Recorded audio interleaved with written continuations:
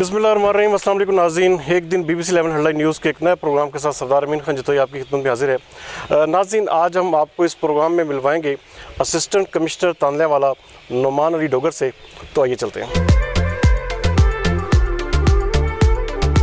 नुमान अली डोगर साहब, सबसे पहले तो ये बताइए कि अपनी सुबह का आगाज़ कैसे करते हैं और दिन भर की रूटीन तो आपके साथ जारी बात हम पूरा दिन गुजारेंगे, लेकिन सुबह कैसे उसका आगाज़ कैसे करते हैं? बिस्मिल्लाहिर्रहमानिर्रहीम। सबसे पहले तो आपका शुक्रिया कि आप लोग तशरीफ़ लाए हैं। और इसमें मैं थोड़ा सा कर दूं कि सबसे पहले नमाज फ़जर की और उसके बाद कुरान पाक की तिलावत। इसके बाद हम सब की एक रूटीन है जिसके लिए कारकर्दगी ऐप पे भी हमने जाना होता है। महंगाई का जो पिन पॉइंट है जहाँ से स्टार्ट करना है वो ऑक्शन है मंडी की, और जो जितनी हमारी सब्ज़ियाँ और फ्रूट्स हैं उनकी ऑक्शन की मॉनिटरिंग है। हमारे पास यहाँ पर टोटल दो सब मंडियाँ हैं, एक तांदल्यावाला में है और एक मामू कांजन में।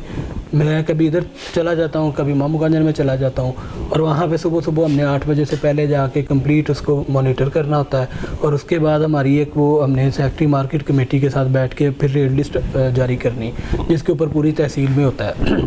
इसमें लास्ट टाइम जो थोड़ी सी इंटरेस्टिंग बात है वो मैं आपके साथ शेयर कर देता हूँ कि मैं अकेला चला गया, जाके खड़ा हो गया वहाँ पे। केले की उस टाइम ऑक्शन हो रही थी, तो केले एक बंदे ने ख़रीदे जिसमें उसके वो केले का जो पार्ट था उसमें टोटल 10 दर्जन केले थे, और वो उसने 200 रुपये में ख़रीदे, यानी उसको 20 रुपये पर दर्जन में ऑक्शन में मिले हैं। उसके बाद हमने उसका मार्जिन रख के तो 30 या 32 या 35 रुपये में उसका ट्रैवल का आने का जाने का सारा डाल के वो नोटिफाई कर देना होता है। और उसके बाद फिर वो हमारे एक प्राइस कंट्रोल मजिस्ट्रेट का ग्रुप बना हुआ है व्हाट्सएप में, जिसमें मैं वो रेट लिस्ट शेयर कर देता हूँ। वो तमाम लोगों को पता चल जाता है कि ये है। उसके बाद हम इंश्योर करते हैं कि रेट लिस्ट जो है वो अवेज़ा हो जाए और वो तमाम सर्कुलेट हो जाए। प्राइस की सबसे पहले हमारी चेकिंग होगी। इसके बाद जो हमारी मार्केट में ये है हमारी म्यूनसिपल कमेटी, इसमें सफाई सुथराई का काम उस टाइम चल रहा होता है, उसको भी खुद देखते हैं जाके। जी, उसको भी मैं खुद जाके विज़िट करता रहा हूँ, देखना होता है। पार्क्स के में लोग विज़िट करने आए होते हैं, वॉक वगैरह करने आए होते हैं, तो वो उस टाइम अवेलेबल होते हैं। किसी का अगर कोई इशू हो तो वो डिस्कस करना या उनसे पूछ लेना है। एक हमारे पास फीमेल पार्क है लेडीज़ पार्क के नाम से, एक हमारे पास बलाल शहीद पार्क है, तो वहाँ पे मैं ऑफ एंड आवर्स में चला जाता हूँ ताकि अगर कोई लोगों का इशू आए या कोई छोटा मोटा मसाइल हो तो वो ऑन द स्पॉट हल कर दिए जाए। अच्छा, सबसे बड़ी अहम चीज़ है, हमने ये देखा कि आप यहीं पे ही अपना पूरा दिन और रात भी इसी तहसील में, क्योंकि आपसे जो पेश जो पहले सबका लोग थे वो यहाँ से चले जाते थे ड्यूटी कर, लेकिन आपका ये भी देखने में मिलता है कि आप यहीं पर स्टे करते हैं और आवाम के साथ ज़्यादा घुल मिल के रहना पसंद। ऐसा कौन सा काम है सुबह के टाइम अगर आप ना करें तो आप समझते हैं कि यार मेरा दिन का जो है ना बिल्कुल अधूरा है? देखिए, सबसे पहले तो जो मैंने अभी आपसे बात की है कि एक सारा दिन लोगों ने जो चीज़ें ख़रीदनी होती हैं, अगर हम ऑक्शन में के टाइम नहीं जाते तो आपका जो कॉन्शियस है वो आपको मलामत करता रहता है कि मैं गया हूँ, पता नहीं ये रेट लिस्ट सही अवेज़ा हो सका है कि नहीं हो सका, ये रेट लिस्ट ठीक है या नहीं है, उसके ऊपर ऑक्शन हुई है कि नहीं हुई है, होर्डिंग किस चीज़ में होगी। तो जब आप स्टार्ट पॉइंट से पकड़ लेते हैं और स्टार्ट पे जाके आपकी ग्रिप हो जाती है तो अल्टीमेटली आपका फिर आप सेटिस्फाइड रहते हैं सारा दिन। आपको अपने ऑफिस में बैठे हुए पता होता है कि अक्सर फ़लाँ चीज़ का ये रेट था, फ़लाँ की ये ऑक्शन थी और फ़लाँ बंदे ने अगर बेची है तो महंगी बेची है। फिर लोगों का ये एक्सक्यूज़ ख़त्म हो जाता है कि जी मुझे ऑक्शन में महंगी मिली थी पर मैं इसलिए इसको महंगे दामों बेच रहा हूँ। बाकी उसके साथ सफाई सुथराई वाला मामला सुबह सुबह होते हैं, और कुछ लोगों की वॉक्स है, ये मेरे हाउस के बाद जो वॉक्स होती हैं यहाँ पे हमारे साथ जजिस कॉलोनी है, तो वो जजिस वॉक कर रहे होते हैं ऑफ एंड आवर के साथ। कभी कितने बजे ऑफिस आप पहुँच जाते हैं? मैं तकरीबन 9 साढ़े 9 बजे तक पहुँच जाता हूँ। तो यहाँ से मेरे ख्याल हम सीधे दफ्तर की जाने मूव करेंगे। जी इंशाल्लाह, बिल्कुल।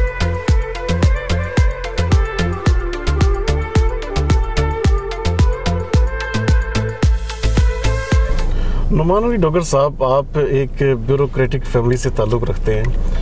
तांदल्यावाला एक ऐसी तहसील है जिसे ज़ाती तौर पर भी मैं समझता हूँ कि ये काफ़ी सारे गांव पे मुश्तमिल है। यहाँ के लोग भी वो जिसे कहते हैं इतने ज़्यादा लिटरेरी नहीं है। तो इस तहसील को संभालना और इस तहसील में तीसरे नंबर पर पंजाब में पोजीशन हासिल करना, तो क्या समझते हैं तांदल्यावाला में अपनी पूरे 1 साल टेन्योर के हवाले से? जी बिस्मिल्लाहिर्रहमानिर्रहीम। इसमें जो हमारी ये जो आप जिक्र फरमा रहे हैं पोजीशंस वाला, इसमें टोटल 6 पैरामीटर्स थे जिसमें वो सबको कंबाइन करके फिर चीफ सेक्रेटरी साहब की तरफ से ये कारकर्दगी रिपोर्ट इशू की जाती है, जिसमें हमारी लैंड रिट्रीवल आती है, अराजी रिकॉर्ड सेंटर्स के विजिट्स आते हैं, उसके बाद ऑक्शन मंडी का जिस तरह अभी हम सुबह में कर रहे थे जिक्र। इसके अलावा हमारी लैंड रिट्रीवल है, और अब हमारे पाकिस्तान सिटीज़न पोर्टल पर जो है तो आती हैं आपकी शिकायत, वो वेल इन टाइम अगर हो गई हैं हैं रिजॉल्व, तो उनका फीडबैक क्या आया है वो आ गया। और उसके बाद सबसे इम्पॉर्टेंट जो लैंड रेवेन्यू कलेक्शन है, जो हमारा प्राइम ड्यूटी है, वो हमने कितनी की है, हमारा टारगेट क्या था और हमने कितनी अचीव की। इन 6 को कंबाइन करके फिर वो कारकर्दगी रिपोर्ट जो है वो इशू की जाती है। तो ये बात आपकी बिल्कुल ठीक है। हमारी तहसील टेरिटोरियल वाइज बहुत बड़ी तहसील है माशाल्लाह। यहाँ पर 187 जा कहें, लेकिन ज़्यादातर रूरल एरिया पे मुश्तमिल है आपका जो ज़्यादातर तहसील का एरिया है। जी बिल्कुल रूरल एरिया में है, और जो सिटी एरिया है वो तो बिल्कुल छोटा सा है। एक मामू कांजन का एरिया ये है और थोड़ा सा कंजवानी का एरिया, बाकी तो ज़्यादातर रूरल एरिया ही है। और एग्रीकल्चर चूँकि लैंड है, और लैंड बहुत अच्छी है माशाल्लाह, बहुत अच्छी और रिच लैंड है एग्रीकल्चर के हिसाब से, और इंडस्ट्री के हिसाब से बड़ी प्रमोटिंग लैंड है। और यहाँ पे जो शुगर केन की फसल है, मकई की फसल है, वो बहुत अच्छी फसल होती है। एग्रीकल्चर और एग्रेरियन फैमिली और एग्रेरियन पर्पस के लिए तो बहुत आइडियल हमारी माशाल्लाह तहसील की लैंड है। अच्छा, काश्तकारों को फैसिलिटेट करने के लिए तहसील तांदेवाला के बतौर एडमिनिस्ट्रेटर, बतौर असिस्टेंट कमिश्नर क्या किरदार अदा कर रहे हैं? जी, इसके ऊपर जो काश्तकारों के जो हमारे हैं किसान भाई, इनकी एक एसोसिएशन बनी हुई है, एक ग्रुप है जिसमें हम एडिड हैं, मैं भी एडिड हूँ। डेली हम आपस में आइडियाज़ एक दूसरे के शेयर करते रहते हैं। बाकी अल्हम्दुलिल्लाह आप लोगों ने सर्वे किया है, हमारी तहसील में जितनी काश्तकारों की पेमेंट्स थी स्पेशली शुगर केन से रिलेटेड की, वो 99% अभी यहाँ तक क्लियर हो चुकी हैं। हमारी चिनार मिल से और तांदलेवाला कंजवानी शुगर मिल से पेमेंट्स तकरीबन क्लियर हैं, और अल्हम्दुलिल्लाह किसान इस दफ़ा हमारा बहुत खुश है। उसको वेल इन टाइम पेमेंट हुई है, उसकी यील्ड बहुत अच्छी हुई है, और उसके साथ साथ उसको जो पेमेंट हुई है वो बहुत अच्छी है। पर एकड़ जो है लोगों का 2.5-3 लाख तक माशाल्लाह शुगर केन गई है। नुमान अली डोगर साहब, आपका सबसे बड़ा जो क्रेडिट इस वक्त जो गवर्नमेंट ऑफ पंजाब या फैसलाबाद के एडमिनिस्ट्रेशन में समझा जा रहा है, वो ये है कि आपने चीनी की जो एक शॉर्टफॉल था उसमें आपने कलीदी किरदार अदा करते हुए यहाँ पर एक बाकायदा मुज़ाकरात के ज़रिए यहाँ से चीनी की बहुत बड़ी मिकदार को पूरे पंजाब में ना सिर्फ उसको डिलीवर करवाया, बल्कि उसके रेट के कम करने में अपना बड़ा अहम किरदार अदा किया। तो क्या ये इनिशिएटिव्स जो हैं मुसलसल बुनियादों पे जारी रहेंगे? और दूसरे नंबर पर आपकी इनके जो मालिकान हैं, शुगर मिल मालिकान, उनसे क्या आपका जो लाइजोन है किस तरह का है? जी, इसके ऊपर जो हमारी चिनार शुगर मिल है, इनके जो बिज़नेस हेड हैं हसन अली शाह साहब, उनके साथ हमारा लाइजोन रहता है। अगर कोई ऐसा मामला आए तो जो उनके ऑनर हैं जवेद कियानी साहब, मैं उनसे भी डायरेक्ट रब्ता कर लेता हूँ, वो भी मेरे साथ रब्ते में रहते हैं। इसी तरह जो हमारी कंजवानी शुगर मिल है वो हुमायूं अख्तर साहब और हारून अख्तर साहब की है, उनके साथ भी रब्ता रहता है। उनके GM है कर्नल फारूक, और चीफ अकाउंटेंट उनके अंसारी साहब हैं, उनके साथ सबके साथ हमारा रब्ता रहता है। तो कभी कभी जब हम उन्हें कोई बात करते हैं कोई फिलंथ्रोपिक काम वगैरह के लिए, तो उसमें भी बढ़ चढ़ के हिस्सा लेते हैं। और उसके साथ साथ जब कभी किसान के इंटरेस्ट की बात आती है या गवर्नमेंट इंटरेस्ट की बात आती है, तो उस पर किसी का तरह का कोई स्पेयर नहीं किया जाता। इसके ऊपर केन कमिश्नर साहब की बड़ी स्ट्रिक्ट मॉनिटरिंग जारी रही है, और अभी तक हमने चिनार शुगर मिल पे 27 और जो हमारी तांदलेवाला शुगर मिल थी उसके ऊपर भी कोई 10-12 के करीब FIR दर्ज हुई। लेकिन वो उसके साथ साथ पेमेंट्स भी हमारी स्मूथली चलती रही है। और अभी क्रशिंग सीज़न स्टार्ट होने वाला 20, उससे पहले वो एक सर्टिफिकेट देंगे हमें कि हमने अपनी पिछली 100% पेमेंट क्लियर कर दी है। तो अच्छा, सियासी प्रेशर भी तो आता होगा, क्योंकि सियासतदान आपको पता है अक्सर औकात आप जब कार्रवाई करते हैं तो उसके बाद आपको जो है बाकायदा सिफारिशों के हवाले से फॉर्म्स भी आते हैं। तो क्या आपको इस चीज़ों का फेस करना पड़ा यहाँ पे? जी, वो तो डेफिनेटली इस तरह के मामला होते हैं, और मेरी अपनी जो परसेप्शन है कि जो हमारे सियासतदान हैं, चाहे वो मेंबर प्रोविंशियल असम्बली है या मेंबर नेशनल असम्बली है, वो हमारे लिए सारे काबिल एहतराम है। हर लोगों का मैंडेट लेकर आए हैं, लोगों ने डेमोक्रेसी में इलेक्ट किया है। आप उसको पर्सनल लेवल पे लाइक करते हैं या नहीं लाइक करते, वो एक सेपरेट चीज़ है, लेकिन वो काबिल एहतराम है क्योंकि वो एक मैंडेट से आए हैं और उन्होंने लेके आए, और उन्हीं गवर्नमेंट के विजन को हमने अल्टीमेटली इम्प्लीमेंट करना होता है। पॉलिसी उन्होंने बना कर देनी, लेजिस्लेशन उन्होंने करके देनी।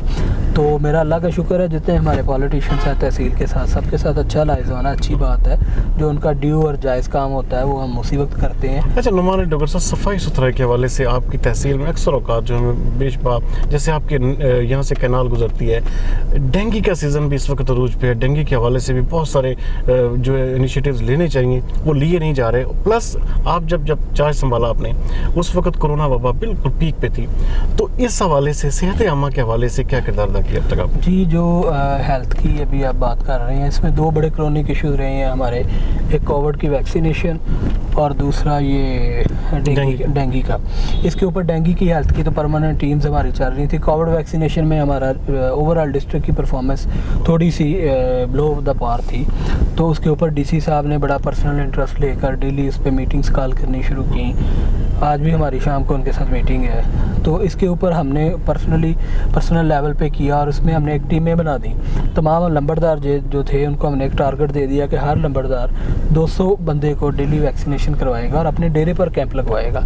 उसके साथ हमारे टोटल 28 यूसीज़ हैं जिनमें हमने 56 टीम बनाई और वो डेली एक टीम लंबरदार के डेरे पर चली जाती है। मसाजिद में हमने ऐलान करवाए और लोगों को करके वहाँ पे वो लेके आते हैं, मोटिवेट करके, और लोगों को वैक्सीन करवाते हैं। और ये हमारे लिए बड़े फ़ख्र की बात है कि अब हम अपनी पॉपुलेशन का मोर देन 50% दोनों वैक्सीनेशन करवा चुके हैं। और कुछ लोग ऐसे हैं जो एक वैक्सीनेशन करवा चुके हैं, एक डोज़ उनको लग चुकी है, दूसरी डोज़ भी लगने वाली है। तो ये जो अभी रेड कैंपेन चल रही थी, रीच एवरी डोर कैंपेन, उसमें अल्लाह का शुक्र है फैसलाबाद ने बहुत इम्प्रूव किया है, हमारी तहसील ने बहुत इम्प्रूव किया है और अब हम उसमें भी टॉप 5 में जो हमारी कारकर्दगी है उसमें हम आ गए हैं। अच्छा, यहाँ पे बहुत ज़्यादा अतायत के हवाले से बहुत ज़्यादा शिकायत आती हैं, और क्या आप हेल्थ के चीज़ों को आप खुद मॉनिटर कर रहे हैं इस हवाले से? DDHOs या दूसरे जो अफसरान हैं आपके साथ पूरी तरह कोऑपरेशन करते हैं ड्रग? जी बिल्कुल। इसके ऊपर पहले तो मैंडेट था सिर्फ इनका जो पंजाब हेल्थ केयर कमीशन है उनका, उसके बाद उन्होंने पावर डेलीगेट की DC साहब को, DC साहब की तरफ से हमें ऑर्डर आ गया। अब ये हम टोटल 8 लोग हैं जो डेलीगेटिंग हैं, जो हेल्थ को जो क्वैकरी एंटी क्वैकरी उसके ऊपर वो एक्शन ले सकते हैं। तो इसके ऊपर जो तहसील में मैंने मेजर कार्रवाइयाँ की, एक हॉस्पिटल सील किया, इसके अलावा एक डिस्ट्रिक्ट के MS साहब थे, उनका इधर एक क्लिनिक था, तो वहाँ पे शिकायत थी, वहाँ पे मैं सरप्राइज़ विज़िट करके छापा मारा, तो वहाँ पे क्वैक्स बैठे लोगों को चेक कर रहे थे। वो MS साहब फैसलाबाद में पोस्टिंग नहीं थी उनकी, कहीं पर बाहर पोस्टिंग थी, तो वो उन पे FIR हुई, उनके ऊपर भी FIR हुई। उसके बाद वो जितने हमारी वहाँ पे मेडिसिन मिली वो भी हमने उठाई और वो भी किया। उसके साथ एक छोटा सा एक बैड इंसिडेंट हुआ था पुल पीरे पे, उसके ऊपर भी फौरी कार्रवाई हुई और हमने रेफरेंस भी भेजा हेल्थ केयर कमीशन को, और डॉक्टर जो अताई था उसके ख़िलाफ़ FIR भी दी और जो लोग थे उनको कंपनसेट भी करवाया। चीनी माफिया और ज़ख़ीरा अंदोज़ी के ख़िलाफ़ बेहतरीन कारकर्दगी का मुज़ाहरा करने वाले असिस्टेंट कमिश्नर नुमान अली डोगर के एजाज़ में इत्तेहाद मीडिया प्रेस क्लब तांदियावाला की जानिब से ज़ोहराने का एहतमाम किया गया। वहाँ पर पहुँचे तो इत्तेहाद मीडिया प्रेस क्लब की पूरी टीम ने शानदार इस्तकबाल किया। नुमान डोगर साहब, वो मैं बबांगे दोहल कहता हूँ कि वो भी साफ शफाफ बेदाग माजी के हामिल है, और जब जब तांदियावाला की तारीख लिखी जाएगी, इधर के ऑफिसर्स का जिक्र होगा, तो मैं ये बड़े फ़ख्र से ये कहूँगा कि इंशाअल्लाह ताला ये लोग गवाही देंगे, तांदियावाला की ज़मीन और इसके बासी ये गवाही देंगे कि नुमान अली डोगर जो गरीबों, मस्कीनों और जो आम आवाम है, ये उनका असिस्टेंट कमिश्नर था, ये उनके ऑफिसर थे। तांदियावाला तहसील जो कि फैसलाबाद की सबसे नाखानदार तहसील है और सबसे जिसको जराइम पेशा तहसील भी कहा जाता है एज़ कम्पेयर टू अदर जो तहसील्स हैं, ये नुमान अली डोगर साहब पूरे पंजाब में तीसरे नंबर पे आए हैं। पहले 25 में आज तक कोई तहसील का असिस्टेंट कमिश्नर नहीं आया और ये तीसरे नंबर पे आ गए हैं। और इनकी अगर कारकर्दगी जारी रही तो जिस तरीके से इनका ये काम का ग्राफ बढ़ रहा है, तो इंशाअल्लाह ताला ये बहुत जल्द पहले नंबर पर भी होंगे। इसमें मैं थोड़ा सा इन चीज़ों को एलेबोरेट कर दूँ कि अल्हम्दुलिल्लाह जो यहाँ पे एक मूवमेंट चली थी प्राइम मिनिस्टर की विजन के अकॉर्डिंगली कि स्ट्रेट लैंड को हमने रिट्रीव करवाना है, तो मैं अगर सिर्फ अपनी तहसील की बात करता हूँ, यहाँ पर हमने तकरीबन 800 एकड़ से ज़्यादा अपनी स्ट्रेट लैंड को रिट्रीव करवाया, जिनको बाद में हमने स्टेट की जो प्रॉपर्टी थी वो डिक्लेयर करवा के उसको ऑनरशिप के लिए DC साहब को भिजवाया और वो उसकी हमने लीज आउट की है। और लीज आउट से हमारा ना सिर्फ रेवेन्यू जनरेट होगा और उसके साथ साथ हमारी वो मेन पाइपलाइन पंजाब में 3 दफ़ा रैंकिंग इशू हुई। पहली दफ़ा हमारी तहसील की 9th पोजीशन थी, दूसरी दफ़ा 6ठी थी और फिर तीसरी दफ़ा 3री पोजीशन।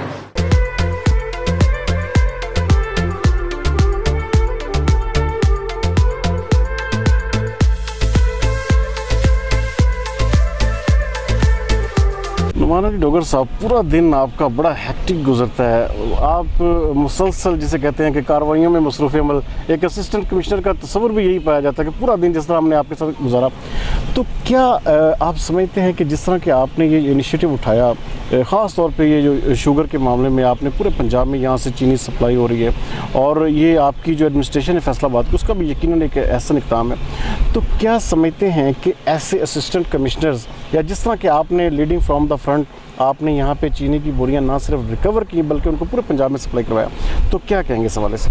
जी, इसके ऊपर मैं एक चीज़ थोड़ी सी मज़ीद इसमें ऐड कर दूं कि हमारी तहसील शायद पंजाब की वाहिद तहसील है जहाँ पे 2 शुगर मिल हैं, वरना हर तहसील में यूजुअली एक ही है। एक यहाँ पे चिनार शुगर मिल है और एक हमारी तांदले वाला खंजवानी शुगर मिल। चिनार वाली जो है इनका तो स्टॉक ऑलमोस्ट मिल हो चुका था। जो खंजवानी वाली शुगर मिल है यहाँ पे तकरीबन 45,217 बैग्स अवेलेबल थे, उसमें से कुछ वो सोल्ड बट अनलिफ्टेड उनका स्टॉक था और जो बाकी स्टॉक थे वो फिर कमिश्नर साहब की पर्सनल जो कोशिश थी उसके और पर्सनल इंटरेस्ट उन्होंने लिया। उसके बाद हमारी एडमिनिस्ट्रेशन के साथ डायलॉग हुए और उसमें हमें उन्होंने 800 मेट्रिक टन के ऊपर जो है वो नोटिफाइड प्राइस है उसके ऊपर उन्होंने कहा जी आप उस पर हमारी लिफ्टिंग कर लें। जो दूसरी है वो भी वो ये नहीं होगा कि वो उसको डोमेस्टिक पर्पज़ के लिए सेल करें ताकि वो कीमत उसकी बढ़ जाए, ऐसा नहीं होगा। वो जो दूसरी उनकी सोल्ड बट अनलिफ्टेड है वो जाएगी कमर्शियल पर्पज़ के लिए और ताकि उससे कॉमन लोग जो हैं वो इफेक्ट ना हो। और जो कमर्शियल पर्पज़ के लिए अगर जाती है तो उनको अगर वो नोटिफाइड प्राइस से ज़्यादा भी बेच रहे हैं तो उसके ऊपर गवर्नमेंट को कोई ऑब्जेक्शन नहीं होगा। अच्छा, ये जो आपने रिकवर किया ये कितना, ये स्टॉक कितना है, कितनी बोरियां हैं? ये टोटल जी इनका 45,217 बैग्स थे जिसमें से 12,000 समथिंग इनके सोल्ड बट अनलिफ्टेड थे, बाकी जो थे वो 16,000 हमने नोटिफाइड प्राइस पे इनसे लिए। और उससे पहले भी प्राइम मिनिस्टर साहब ऑफिस की तरफ से और पंजाब गवर्नमेंट की तरफ से एक डायरेक्शन आई थी कि पंजाब गवर्नमेंट ने डोनेट करनी है ये जो रेफ्यूजीज़ आए पाकिस्तान में, तो तब भी अल्हम्दुलिल्लाह हमारी तहसील ने इसमें लीड किया और हमने एक ट्रक जो खंजवानी शुगर मिल से फ्री ऑफ लेके कॉस्ट इनको डोनेट करवाया था और वो भिजवाया था। तो इस मामले में जो भी हमारी तहसील एडमिनिस्ट्रेशन या डिस्ट्रिक्ट एडमिनिस्ट्रेशन इनसे रब्ता करती है, इसमें एक और मैं इसमें क्रेडिट देता हूँ हमारी जो शुगर इंडस्ट्री है चिनार वाले कि इनको हमने एक रिक्वेस्ट की। मामू कांजन में हमारा एक RHC है, रूरल हेल्थ केयर सेंटर, वहाँ पे एम्बुलेंस नहीं थी, तो पिछले DC साहब मोहम्मद अली साहब तशरीफ़ लाए और वहाँ पे उन्होंने विज़िट किया तो लोगों ने कहा कि हमारे पास एम्बुलेंस नहीं है। तो वो मैंने चिनार वालों से रिक्वेस्ट की, उसके ऊपर उन्होंने वो हमें एम्बुलेंस प्रोवाइड की और वो फिर हमने उनको डोनेट करवाई। इसी तरह खंजवानी शुगर मिल से हमने हॉस्पिटल की रोड्स का काम करवाया। तो इस तरह जो फिलंथ्रोपिक काम है वो भी हम इनसे करवाते रहते हैं।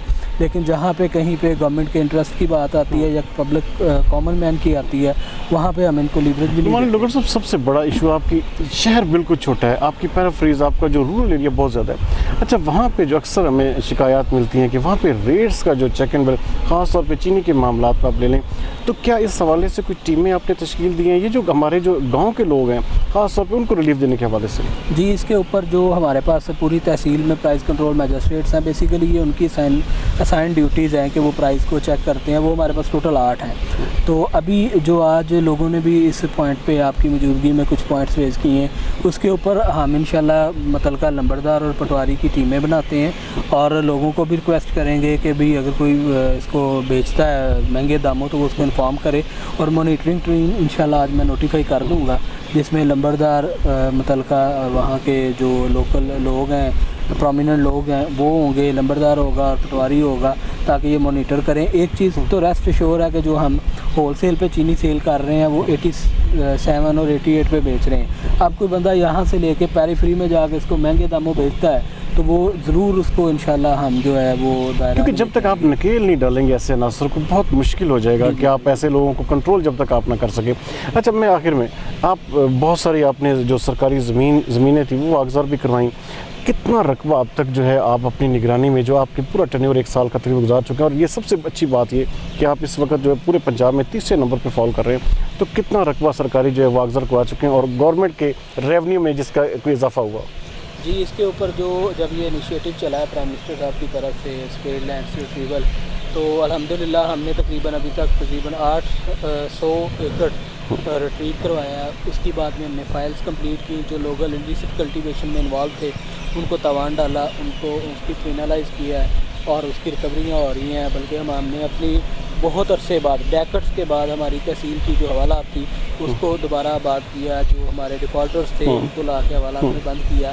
तो अल्लाह का शुक्र है हमारी पिछले साल भी रिकवरी 100% अचीव हो गई थी और इस दफ़ा भी रिकवरी अचीव हो रही है। और जो जिन ज़मीनों पे इलिसिट कल्टीवेशन थी उनको हमने तवान डाला और उसके साथ साथ अब उसी ज़मीन को हमने लीज आउट किया है और वो अच्छे रेट पे जो है वो लीज आउट हुई है।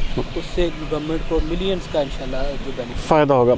नाज़रीन, यहाँ से हम आगे मूव करेंगे। कुछ शाम की इनकी जो एक्टिविटीज़ हैं ख़ास तौर पे SOPs के हवाले से या जो पेट्रोल पंप्स या दूसरे जिग जैग जो भट्ठा जाते हैं जो चल रहे हैं या नहीं चल रहे, तो आइए आगे आपको ले चलते हैं। नुमान अली डोगर साहब, आप सारा दिन काम में अपनी प्रोफेशनल जो ड्यूटीज़ हैं उसको निभाने में लगे रहते हैं। थोड़ा सा फैमिली के हवाले से बताइएगा कि कितने बच्चे हैं और कितने अरसे में शादी हुई और आपकी जो बचपन का कोई ऐसा वाक़या जो कि हम हमारे नाज़रीन भी सुन के उसको महसूस हों, कोई ऐसी चीज़ हमसे जो है ना वो हमसे डिस्कस करें कि ताकि हम अपने जो नाज़रीन हैं उनको बताएं कि नुमान अली डोगर एक सख्त गिर अफसर नहीं, एक बतौर इंसान भी एक अच्छा जो जेस्चर रखते हैं। जी, इसमें मेरी माशाल्लाह एक बेटी है जी और 2.5-3 साल उसकी अभी एज है। 2018 में मेरी शादी हुई। फैमिली मेरी में शादी हुई, हमारी जो अब्बा जी के रिलेटिव थे, दोस्त पुराने, उनकी तरफ शादी हुई। रावलपिंडी में मेरे इन लॉज हैं, आजकल वो बाहर अब्रॉड में सेटल्ड हैं। और जो तीसरा ही बात आपने लिंक की है मतलब बचपन का वाक़या, तो मैं शुरू से स्टार्ट से ये मेरे 2 बड़े फेवरेट सब्जेक्ट होते थे, फिज़िक्स और मैथमेटिक्स। और मेरी ये ख्वाहिश थी कि मैं BSc करूं और उसके बाद मैं MSc फ़िज़िक्स करूं और फिर मैं लेक्चरर बन जाऊं।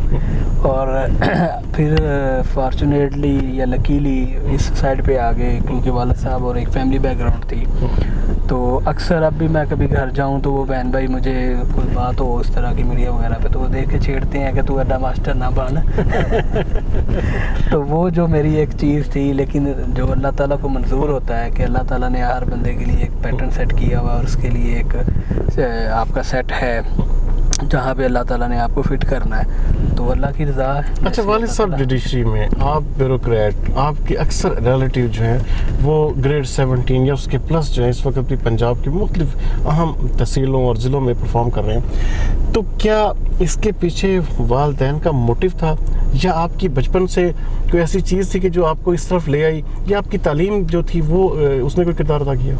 जी, इसके ऊपर सबसे ज़्यादा जो हमारा था, स्पेशली जब हम सेंट्रल मॉडल स्कूल लोअर माल से मेरी मैट्रिक है और 6ठी से 10th तक मैं वहाँ से पढ़े हैं। वहाँ तब हमारे वालिद साहब की पोस्टिंग होती थी डिप्टी सेक्रेटरी लॉ डिपार्टमेंट में, सेक्रेटेरिएट में। तो स्कूल से हम फारग हो गए सेक्रेटेरिएट चले जाते थे। तो ये जो हमारे 5 साल थे 6ठी से 10वीं तक, ये तकरीबन सेक्रेटेरिएट के माहौल में ही गुजरे। तो वो एक शुरू से फैमिली बैकग्राउंड थी कि सरकारी जॉब ही करनी है, जुडिशरी की तरफ आ जाएं या ब्यूरोक्रेसी की तरफ आ जाएं।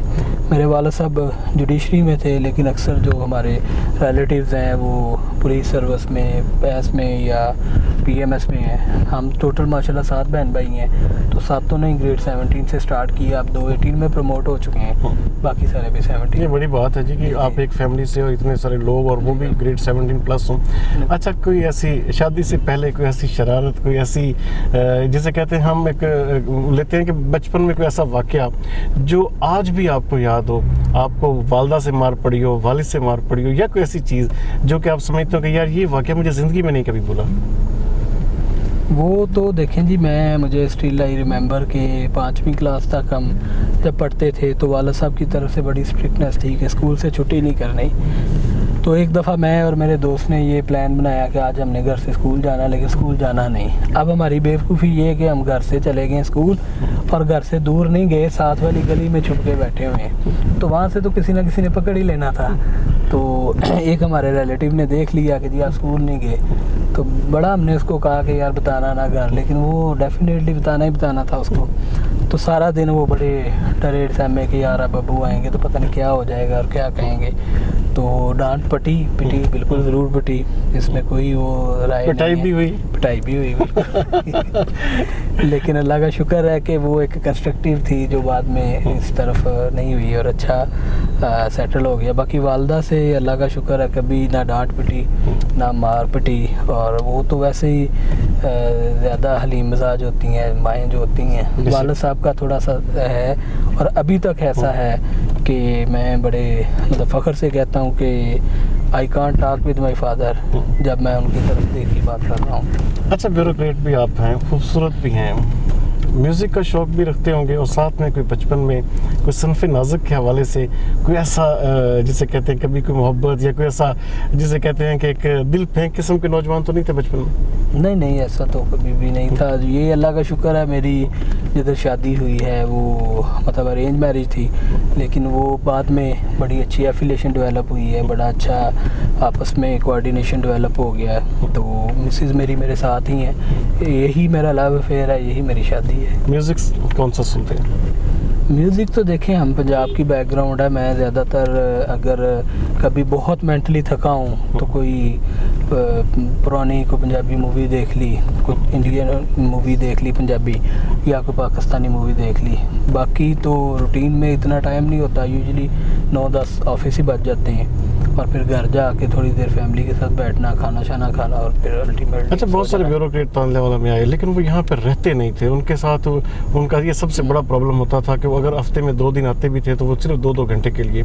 आपने मुकम्मल डेरे यहाँ पे डाले, क्या ये कामयाबी की वजह ठहरी, या आपकी जो मुस्तकिल मिजाजी के साथ आप काम करते रहे? देखिए, इसमें मैं भाई एक छोटी सी आपको एलेबोरेट कर दूं। जो हमारी जॉब की डिमांड है वो ये नहीं है कि आप 2 घंटे ऑफिस को दें और आप उसको वो कर दें। अभी देखें, अगर आप असिस्टेंट कमिश्नर हैं तो आपने कोर्ट वर्क भी करना है, आपने रेवेन्यू मैटर्स देखने हैं, आप तहसील के कलेक्टर हैं, आपके पास एमसी की एडमिनिस्ट्रेटरी थी, अभी ये चेयरमैन पॉलिटिकली बहाल हुए हैं, तो पहले आपके पास एमसी भी थी, तहसील कौंसिल भी है, 2 टाउन कमेटियाँ हैं। तो वो इतनी हैक्टिक जॉब है कि अगर आप सिर्फ डाक निकालें ना उनकी, तो आपको 4 से 6 घंटे चाहिए, और अगर आप एक दिन का गैप डालेंगे तो वो फिर काम पाइल अप हो जाएगा, और इतना पाइल अप होगा कि अल्टीमेटली लोग संभाल नहीं करेंगे। बिल्कुल। तो यहाँ से हम मेरे ख्याल में आपने बताया कि हम एक चेकिंग के लिए जा रहे हैं, पेट्रोल पंप और भट्टे के वाले। जी बिल्कुल। जी नाज़रीन, आगे आपको आगे ले चलते हैं।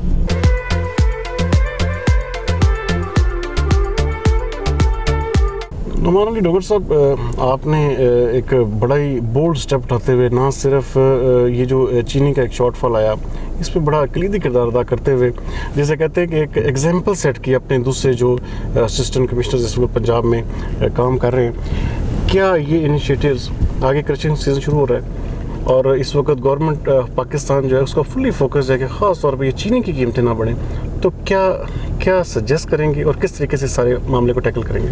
जी, इसके ऊपर पंजाब गवर्नमेंट की तरफ से नोटिफाई हो चुका है। क्रशिंग सीज़न हमारा अभी 15 से स्टार्ट होगा साउथ पंजाब में, और 20 में स्टार्ट हो जाएगा हमारी इन दोनों शुगर मिल्स का। जो हमारे पास इंपोर्टेड चीनी अभी पड़ी है और जो हमने मुख्तलिफ मिल से उठाई है, ये इंशाल्लाह हमारे 20 तारीख तक हमारी जितनी यूजेज है और जो डिमांड है वो पूरी हो जाएगी। उसके बाद जैसे ही हमारी नई चीनी स्टार्ट होना शुरू होगी तो ये खुद ब खुद कीमतें कंट्रोल में आ जाएंगी, और ये सारी कीमत जो है चीनी की वो 80s में आ जाएगी। तो इसके ऊपर जो हमारा अभी सीज़न स्टार्ट होगा, इसमें रेस्ट एश्योर है। पिछले सीज़न में भी मेरे दरवाजे 24/7 खुले थे। जो भी किसान की किसी की है, बाई लॉ हमने उनको 15 दिन के अंदर अंदर पेमेंट करवानी होती है, तो 15 दिन के बाद हमारा एक कंप्लेंट सेल कायम कर दिया जाता है कि कमिश्नर साहब की सरबराही में और उनके अहकामात की रोशनी में इसी ऑफिस में हर 15 दिन बाद जिसकी पेमेंट अपना नहीं दी जाती, उसको एक्शन होता है। उसके ऊपर अगर नहीं होता तो फिर उसके ऊपर हमारा पकड़ दकर और एक्शन और लीगल फॉर्मेलिटी सारी स्टार्ट हो। यहाँ पे सबसे बड़ा नुमान डोगर साहब मसला भी यही दरपेश रहता है काश्तकारों को, उनकी पेमेंट्स दबा ली जाती हैं, मिडल मैन भी दबा जाते हैं, और ख़ास तौर पे जो मिलों वाले वो तो वैसे ही यहाँ पे माफिया बन के एक बड़ा बिग गन सामने आती हैं। तो क्या इन चीज़ों को टैकल करने के लिए आप सर पे मौजूद होंगे? जी, मैं इंशाल्लाह 24/7 यहाँ पे मौजूद हूँ, और जब तक यहाँ पे मेरी तैनाती है, मेरी तमाम किस्म की कोशिशें किसानों की वेलफेयर के लिए हैं, और उनके लिए मैं यहाँ पर हर वक्त मौजूद हूँ। जब तक अल्लाह ताला ने इस्तात दी है, हम इंशाल्लाह पूरी कोशिश करेंगे, जिस तरह पिछले सीज़न में वेल इन टाइम पेमेंट्स करवाई हैं सब तमाम की, इसी तरह इसी सीज़न में भी तमाम पेमेंट्स करवाएं। और इस मामले को अभी से कंट्रोल में करने के लिए मैंने जो कमिंग सैटरडे आ रहा है उसमें दोनों मिल्स का विज़िट प्लान किया है, वहाँ पे उनकी कंप्लीट एडमिनिस्ट्रेशन को बुलाया है, ताकि अभी हम बैठ के वहाँ पे अपना एक प्लान चेकआउट कर लें कि जी हमारी जो पेमेंट्स आएगी वो स्मूथली चलेंगी। जो हमने इनके कंडा जात जितने हैं उनको जो हमने रजिस्टर करना है वो कर लें, और उसके साथ साथ इनका केन प्रोक्योरमेंट का डिपार्टमेंट होगा, एडमिन डिपार्टमेंट होगा, ताकि किसी किस्म की अच्छा, गैर कानूनी कंडा जाती बहुत ज़्यादा काम कर रहे होते हैं, बहुत ज़्यादा गैर कानूनी जो आड़ती हैं वो असल में पेमेंट्स लोगों की मारते हैं, तो उसके लिए कोई काला कमा करने के लिए कोई क्या आपकी टीमें तश्कील दे रहे हैं? जी, उसके ऊपर जितनी मिल्स हैं दोनों हमारी, इनकी तरफ से एक रिक्वेस्ट आ जाती जाती है, जो हम DC ऑफिस को फॉरवर्ड कर देते होते हैं, वहाँ से रजिस्टर्ड कंडा जात जो हैं वो नॉमिनेट हो जाते हैं। उनके अलावा फिर हम जितने भी इलीगल कंडा जात होते हैं उनको नहीं चलने देते। वो फिर मिल के जो कंडा जात होते हैं वो इसी तरह होते हैं जिस तरह आपने मिल के ऊपर अपना गन्ना फेंका, और वो उसी तरह लाइबिलिटी है जिस तरह मिल के ऊपर गन्ना डिलीवर करने की। तांदले वाला के शहरियों के लिए प्रोग्राम के आखिर में क्या पैगाम देंगे? जी, तांदले वाला हमारा अपना शहर है। मुझे इसके साथ बिल्कुल उसी तरह प्यार है जिस तरह मेरा भाई शहर लाहौर है। तो तांदला वाला के तमाम शहरी मेरे लिए काबिल एहतराम हैं। मेरी बस इनसे यही रिक्वेस्ट है, एक तो हम कोविड वैक्सीनेशन की बार बार कैंपेन कर रहे हैं, तो आपके चैनल के तवज्जुह से यही मैं रिक्वेस्ट दोबारा कहूँगा कि पाकिस्तान के महज़ब शहरी होने का सबूत दें और जल्द अज जल्द कोविड वैक्सीनेशन करवाएं, ताकि इस मूज़ी बीमारी से हमारा पाकिस्तान जो है वो फ्री हो सके। नाज़रीन, अगले प्रोग्राम तक के लिए सरदार अमीन खान जतोई को दीजिए इजाज़त। पाकिस्तान जिंदाबाद।